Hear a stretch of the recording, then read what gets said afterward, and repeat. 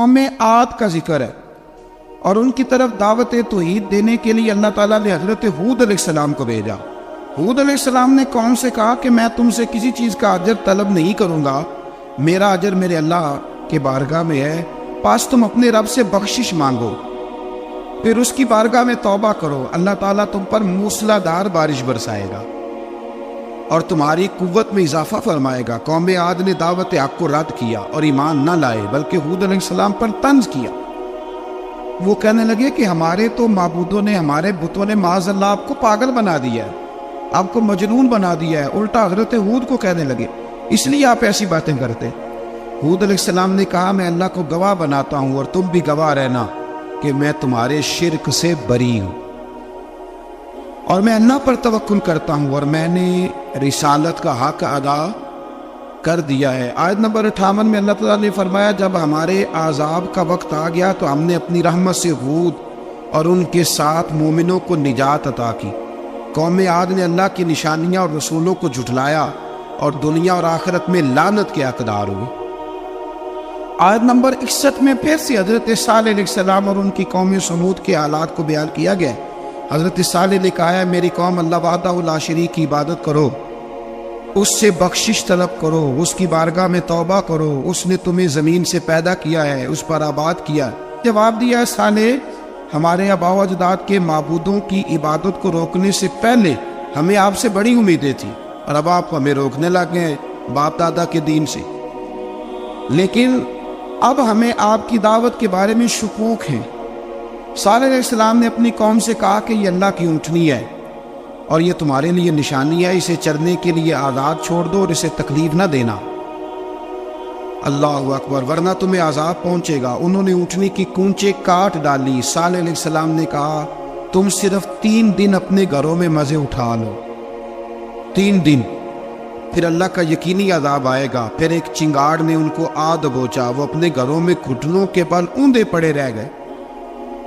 صرف صالح علیہ السلام ان کے ساتھ اہل ایمان اس عذاب سے بچے۔ یہ 3 قوموں کا ذکر ہو گیا، نوح علیہ السلام کی قوم کا بھی، ہود علیہ السلام کی قوم کا بھی اور حضرت صالح نے۔ آگے اللہ تبارک و تعالیٰ نے آیت نمبر 69 میں اس بات کا بیان فرمایا کہ حضرت ابراہیم علیہ السلام کے پاس فرشتے بشری شکل میں آئے، انسانی شکل، انہوں نے اجنبی مہمانوں کے لیے بچڑے کا بھنا ہوا گوشت تیار کرایا۔ اب یقین کریں کچھ باتیں لوگ ایسی بیان کرتے ہیں کہ جن کو نہ سن کے بندے کا دل کرتا ہے کہ اس بندے کو بتائیں کہ یار یہاں تو دین سارا پڑھ۔ ایک صاحب مجھے کہنے لگے جی میں ایک پیر صاحب کے پاس گیا تھا تو بڑی مرغن غذائیں تھیں، انہوں نے میری بڑی خدمت کی پر مجھے نہیں اچھا لگا، پیروں کو چاہیے سادی روٹی رکھیں۔ میں کہتا ہوں پیراں واسطے لسٹ بنا ہوا، انہوں نے کس طرح نہ ہونا چاہیے۔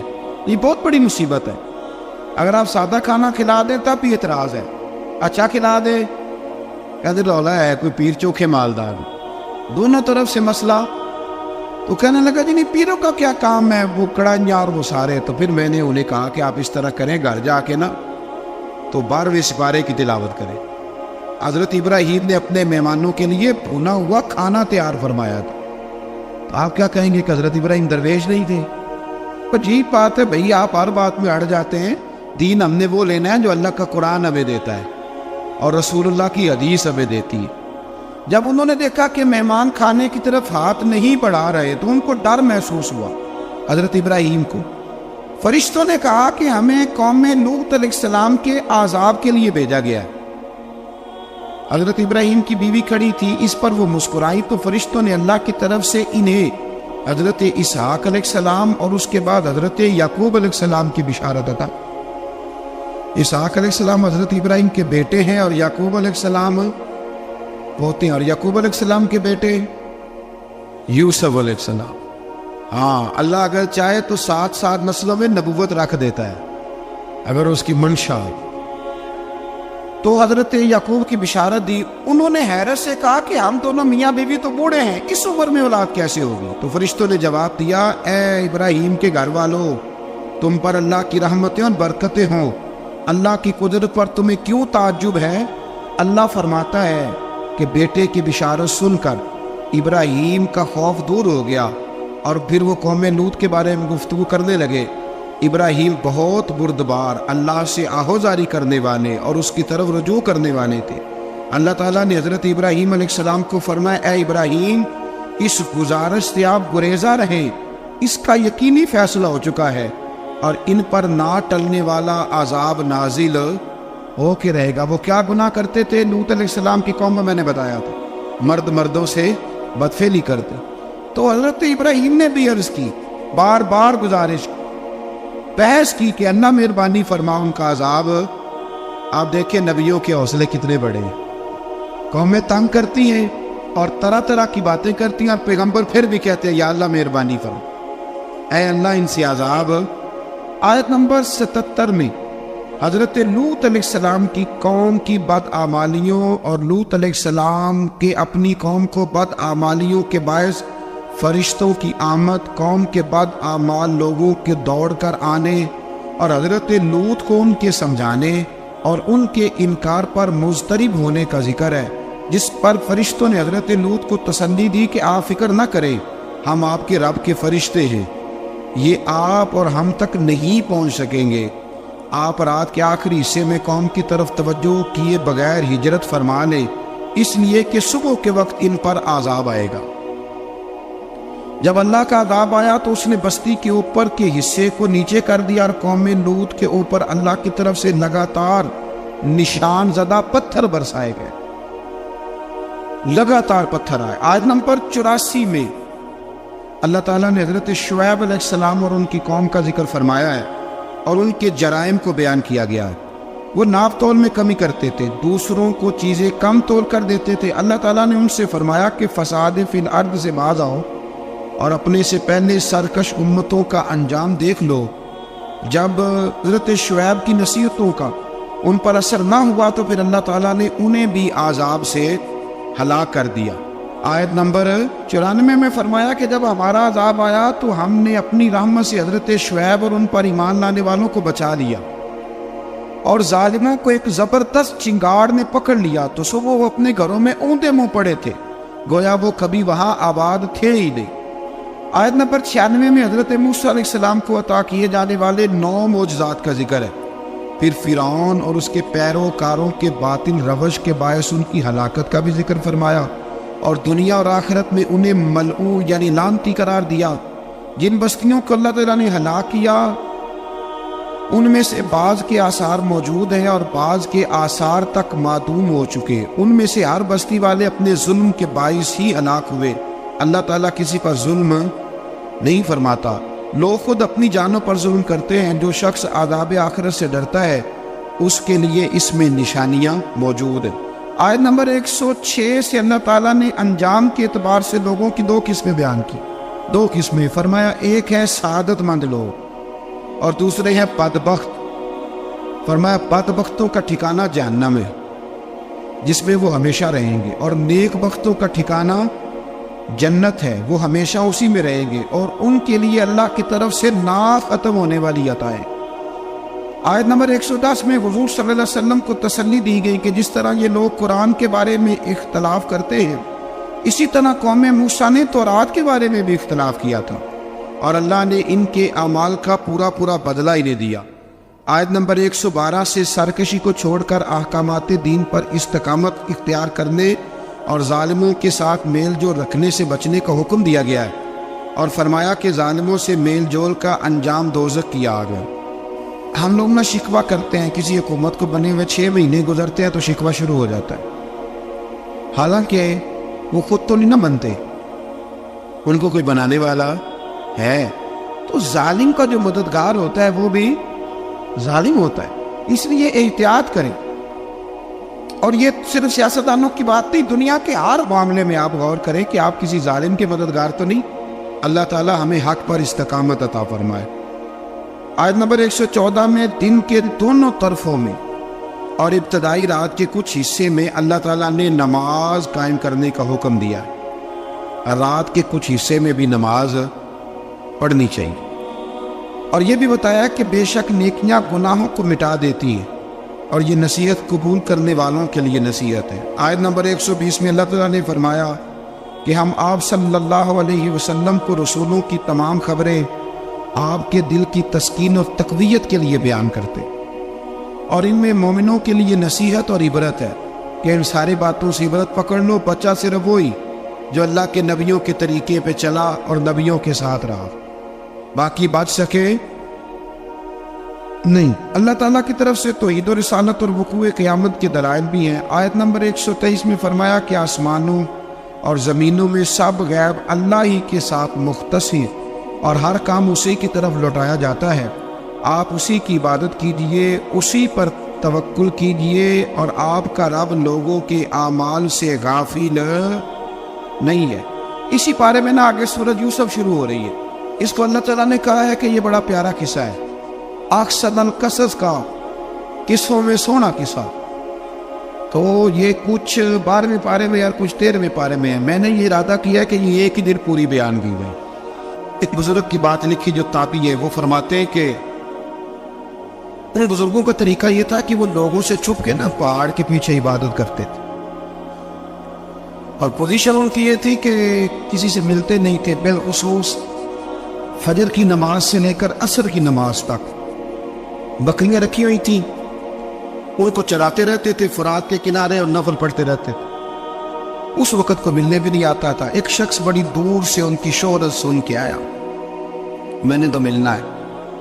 لوگوں نے کہا وہ اس وقت نہیں ملتے، ناراض ہوتے۔ اس نے کہا اللہ کا بندہ ہے نا، ناراض ہو بھی جائے گا تو لمبا ناراض رہے گا نہیں، اللہ والے جلدی راضی ہو جاتے۔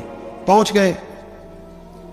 اب وہ بابا جی نماز پڑھ رہے تھے تو کہتے میں نے عجیب منظر دیکھا کہ بابا جی فرات کے کنارے نماز پڑھ رہے ہیں اور ایک بھیڑیا ان کی بکریوں کی حفاظت کر رہا ہے۔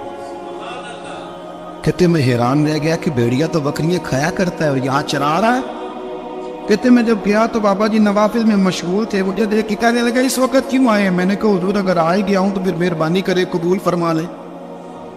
میں بیٹھ گیا تو میں نے کہا حضور یہ بھیڑیا بکریاں چرا رہا ہے، بھیڑیا اور بکریاں کی صلح کب سے ہو گئی؟ تو فرماتے ہیں لمبی تقریر نہیں، ہلکا سا جملہ۔ فرمانے لگے جب سے بکریوں کے مالک نے رب سے صلح کر لی ہے نا، تب سے بھیڑیوں نے بھی بکریوں سے صلح کر لی ہے۔ بکریوں کے مالک نے رب سے صلح کر لی، گناہ چھوڑ دیے، اس کی فرما برداری میں آ گئے۔ اب پھر اسے بکریاں چلانے کی ضرورت نہیں رہی، بکریاں نہ اب بھیڑیا چراتا ہے۔ کہتے ہیں میرے اوپر کپ کپی طاری ہو گئی بزرگوں کی بات سن کے، اور مجھے پیاس لگی اور خواہش آئی کہ پتہ نہیں اب بابا جی کچھ کھلائیں پلائیں گے بھی کہ نہیں، بابا جی کچھ کھلائیں گے بھی کہ نہیں۔ کہتے میرے دل میں خیال تھا تو بزرگوں نے نا ایک لکڑی کا پیالہ، ان کے پاس وہ غار میں بیٹھے تھے تو ایک چھوٹا سا پتھر تھا، اس کی ڈھلان بنی ہوئی، بابا جی نے اس کے نیچے لکڑی کا پیالہ رکھا، وہ رکھا ہی تھا تو وہ دودھ سے بھر گیا۔ کہتے انہوں نے مجھے دیا تو ٹھنڈا اور میٹھا دودھ، میری طبیعت خوش ہو گئی۔ بابا جی نے دوبارہ وہی پیالہ اسی جگہ رکھا تو شہد سے بھر گیا۔ 1000 سال پہلے داتا صاحب لکھ رہے ہیں، کہتے مجھے دیا۔ میں نے فوراً کہا، میں نے کہا حضور یہ دودھ تو گائے بھینس دیتی ہے، پہاڑوں سے تو نہیں نکلا کرتا، اور شہد تو شہد کی مکھیاں دیتی ہیں، پتھروں سے تو نہیں نکلتا، یہ آپ کہاں سے نکال رہے ہیں؟ تو کہتے وہ قرآن مجید پڑھنے لگے۔ وَإِذِ اسْتَسْقَىٰ مُوسَىٰ لِقَوْمِهِ، جب موسیٰ کی قوم نے ان سے پانی مانگا، فرمانے لگے موسیٰ کی نافرمان قوم پانی مانگے، حضرت موسیٰ پتھر پہ ڈنڈا مارے تو اللہ وہاں سے 12 چشمے جاری کر دے۔ جو رب حضرت موسیٰ کی نافرمان قوم کے لیے پتھر اور پہاڑوں سے چشمے نکال دیتا ہے نا، وہ محمد عربی کے غلاموں کے لیے پتھر اور پہاڑوں سے دودھ اور شہد میں نکال دیا کرتا ہے۔ وہ بزرگ کہنے لگے بس بات یہ ہے کہ آج بھی ہو اگر ابراہیم کا ایمان پیدا تو آگ کر سکتی ہے انداز گلستاں پیدا۔ کہنے لگا حضور پھر میرے لیے بھی دعا کریں۔ آپ فرمانے لگے پھر دعا نہ کرا تو مدینے والے کی غلامی شروع کر، تو نبی کریم کی غلامی شروع کر، تو رسول پاک کی غلامی شروع کر۔ ایک بات علم، پھر فرمایا اللہ رسول سے محبت، پھر فرمایا حضور کی غلامی۔ اس سے سارے مکاشفات کھلیں گے، اس سے سارے مشاہدات کھلیں گے، اسی سے کرامتیں ملیں گی، اسی سے مقبولیت ہوگی، اسی سے اللہ نبی کی بارگاہ میں درجہ ملے گا۔ پھر داتا صاحب آگے بڑھتے، داتا صاحب فرماتے صوفیاء کی ایک جماعت ہے جو کہتی ہے ہم نے تو کبھی اپنی زبان پر دکھ بیان ہی نہیں کیے، ہر شے اپنے رب رسول کے حوالے کرتی، ہر شے اللہ رسول کے اور داتا صاحب کہتے ہیں کچھ ایسے بھی ہیں جو دعا بھی نہیں مانگتے، لوگوں کے لیے مانگتے، اپنے لیے نہیں مانگتے. آپ دعا کیوں نہیں مانگتے؟ تو کہتے ہیں اللہ کو تو پتہ ہی ہے ہمیں کیا چاہیے، اسے تو پتہ ہی ہے. ایک بزرگ کی بات لکھی ہے داتا صاحب نے، میری جماعت میں نا مزاج ہے کرامتوں کا. مجھے وہ ساری باتیں بھی آتی ہیں کہ ایک بندہ کراچی سے آیا، داتا صاحب حاضری دی تو اس کی لاٹری نکل آئی. یہ بھی مجھے آتی ہے، لکھی پڑھی ہے میری کتابوں میں ہے. یہ بھی ایک بندہ، یہ ساری باتیں نا آتی ہیں کرامتوں میں، بڑی ساری چیزیں لوگ بیان کرتے ہیں کہ میں وہاں آیا اور میں نے حاضری دی تو موج لگ گئی. یہ ساری باتیں آتی ہیں. ہمارے پرانے بزرگ اور بھی کسے سنایا کرتے تھے، ساری ہمیں چیزوں کا پتہ. اور جو عنوان ہے نا وہ حضرت شیخ ابو نور کہتے ہیں کہ ایک بندہ داتا صاحب کے مزار پہ گھوم رہا تھا، داتا 10 روپے دے، 10 روپے دے، 10 روپے دے. تو ایک بندہ بڑی دیر سے اسے دیکھ رہا تھا.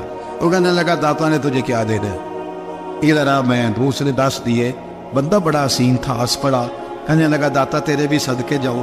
دن آنے لگا تو منکر سے ہی دلوا دیے، جو نہیں مانتا اسی سے دلوا دیے. وہ بڑا پریشان ہوا، میں اور چکر میں تھا، اس نے میرے اوپر ہی جڑ دی ہے بات. کہنے لگا داتا تیرے صدقے جاؤں. تو یہ ساری باتیں کتابوں میں موجود ہیں. لوگوں نے اپنے اپنے مشاہدات جو جس کے ساتھ پیش آئے اس کے بیان کیے ہیں. بہت ساری باتیں قابل بیان ہیں، پر جو عنوان ہے میں اس پہ رہنا چاہتا ہوں.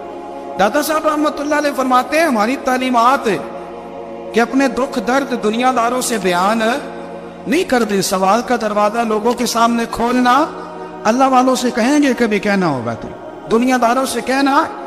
کہتے ایک شیخ احمد نام کے بزرگ تھے، ساری زندگی کسی کو کام نہیں بتایا، ساری زندگی بڑی مشکلات آئیں پر کبھی اپنی ذات پر سوال کا دروازہ نہیں کھولا. ایک ایسی مشکل آئی کہ جو حل ہی نہیں ہوتی تھی. کسی نے ان پر کوئی الزام لگا دیا. ابو مسلم نام کا ایک بادشاہ تھا، اس کی حکومت تھی، اس نے پکڑ کے قید میں ڈال دیا. اب قید میں ہی جرم لگ گیا ہے، فرد جرم عائد ہو گئی ہے، جیل میں ہے. لوگ کہنے لگے حضرت جی اپنی صفائی میں کچھ کہیں، اور ماننے لگے ساری زندگی بندوں سے کچھ نہیں کہا. اللہ رسول کو پتہ ہے میں بے گناہ ہوں، مجھے کہنے کی ضرورت نہیں. داتا غالب بخش علی حجویری نے لکھا ہے، داتا صاحب کہتے تو یقین کامل تو پیدا کر، تو ایمان تو پختہ کر. داتا صاحب کہتے ہیں وہ ابو مسلم جو بادشاہ تھا وہ نیک آدمی تھا، اسے رات کو خواب میں نبی کریم کی زیارت نصیب ہوئی اور حضور سید عالم صلی اللہ علیہ وسلم فرمانے لگے تو نے اللہ کا ایک نیک بندہ جیل میں ڈال دیا ہے، ڈر نہیں آتا، وہ تو بے گناہ ہے. بادشاہ آدھی رات کو خود اٹھا.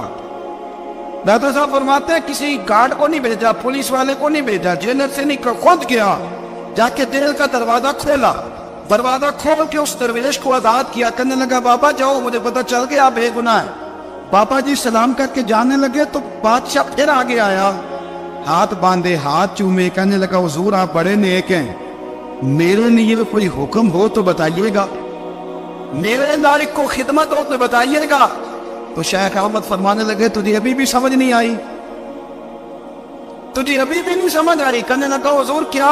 فرمانے لگا جو تہجد کے وقت تجھے اٹھا کے مجھے رہا کرنے بھیج سکتے ہیں وہ میری کوئی ضرورت باقی رہنے دیں گے؟ مجھے وہ ضرورت پڑے گی کسی اور پہ دینے کی؟ جو تہجد کے وقت تجھے اٹھا کے بھیجتے ہیں کہ جا کھول جا کے دروازہ، وہ ضرورت رکھیں گے؟ میری ضرورت مجھے رہے گی کہ میں تجھے اور وہی کام آنے میں تجھے سمجھ نہیں آئی؟ وہ داتا علی حجویری رحمت اللہ علیہ فرماتے ہیں میں ہماری طبیعت ہے، ہم نے بندوں سے دل لگا لیا، دل اللہ رسول سے لگاؤ. کسی بندے سے لگانا تو اس سے لگاؤ جو اللہ والا ہو. اختلاف شدت کا تھا.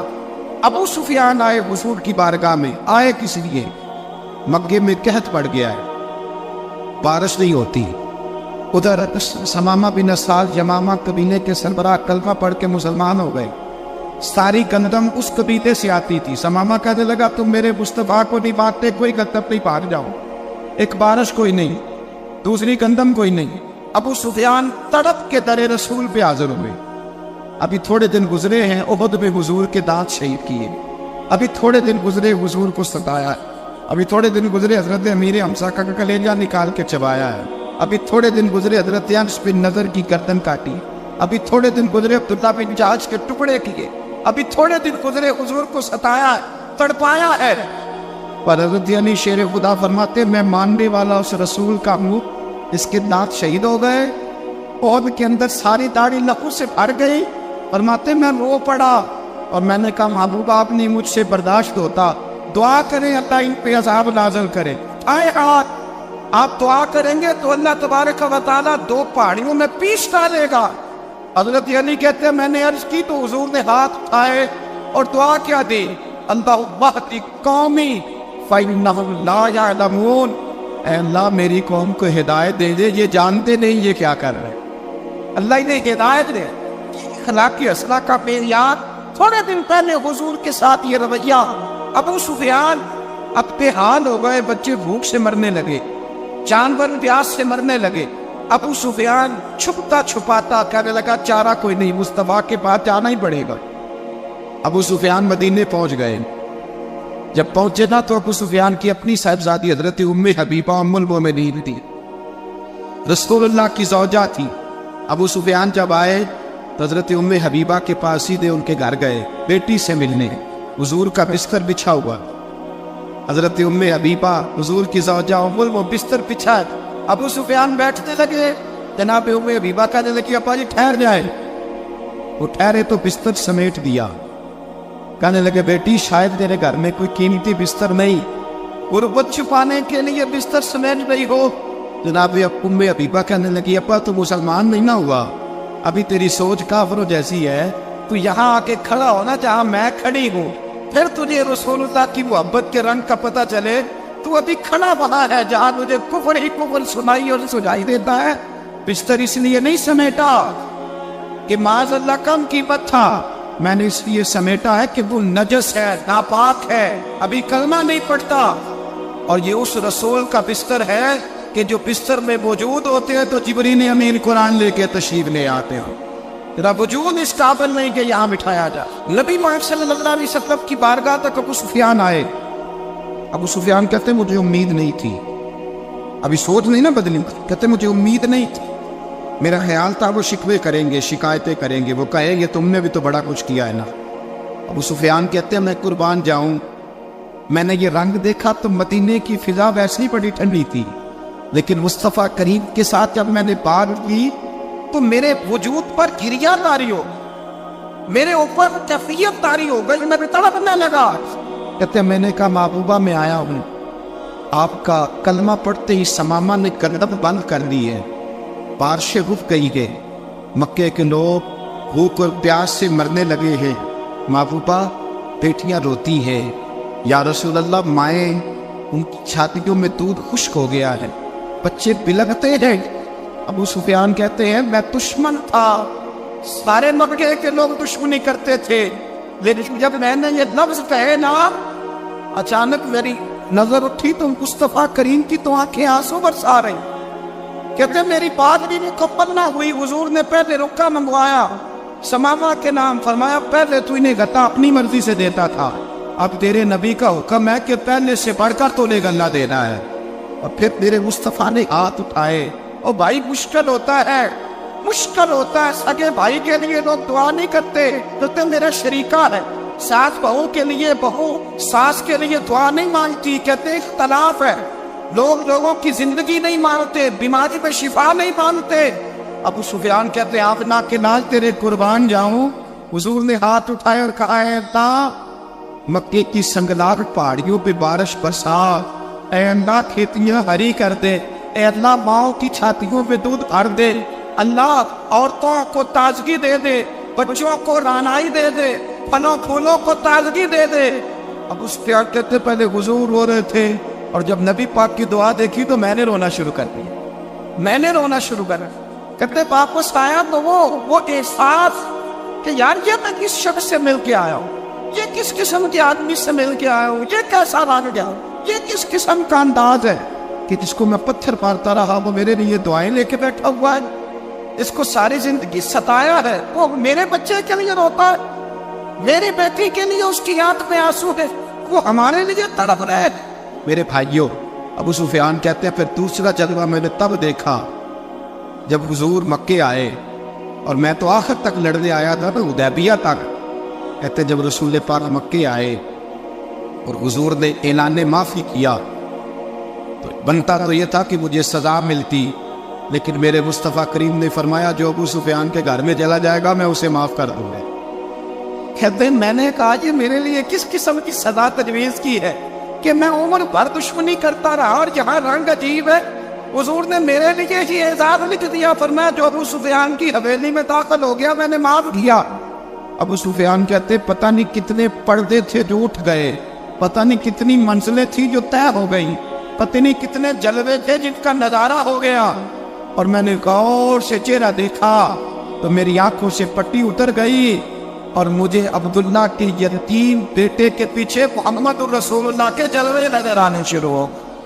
اخلاقی قدریں جب موجود رہتی، یہاں تو لوگ مرے ہوئے شخص کو مارتے ہیں، یہاں تو سڑک پر کتنی گراوٹ ہے اور کتنا گر گیا ہے اخلاق ان لوگوں کا، ایکسیڈنٹ ہو گیا ہے، ٹرین کی پٹری سے اتر گئی ہے، چیخو پکار ہے، واحد ہے، تڑپنا ہے، رونا ہے، سسکیاں ہے، ماں کا بازو کٹا ہے پر وہ چیختی ہے ذرا میرے بیٹے کا پتہ کرو، باپ کی آنکھوں میں ریت پڑ گئی ہے پر وہ تڑپتا ہو میرا بیٹا تھا، چیخو پکار ہو رہی ہے۔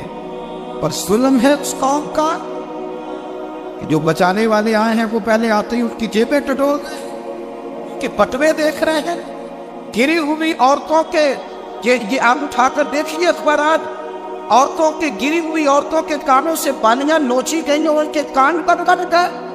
یہ اس قوم کا حال ہے۔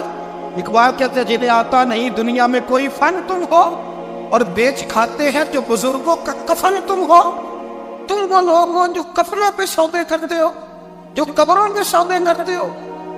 یہ لوگ تجارتیں کر رہے ہیں، اخلاقی پستی کا یہ عالم کہ لوگ قبروں پہ سجدے کرتے ہیں، بیٹے بیچ کے دہیز خریدتے ہیں، غریب کی بیٹی روز تڑپتی ہے، روتی ہے، روز سسکیاں لیتی ہے کہ کہاں سے وہ دروازہ کھلے گا جب میں بھی جب سہاگن ہوں گی، جب میرا باپ بھی عزت کے ساتھ مجھے رخصت کرے گا۔ اور غریب آدمی بیٹی کی شادی کے بعد اتنا دکھی رہتا ہے، وہ بھی کم ہی لوگ جانتے ہیں، وہ بھی وہی لوگ جانتے ہیں جو اس منظر سے گزرتے ہیں۔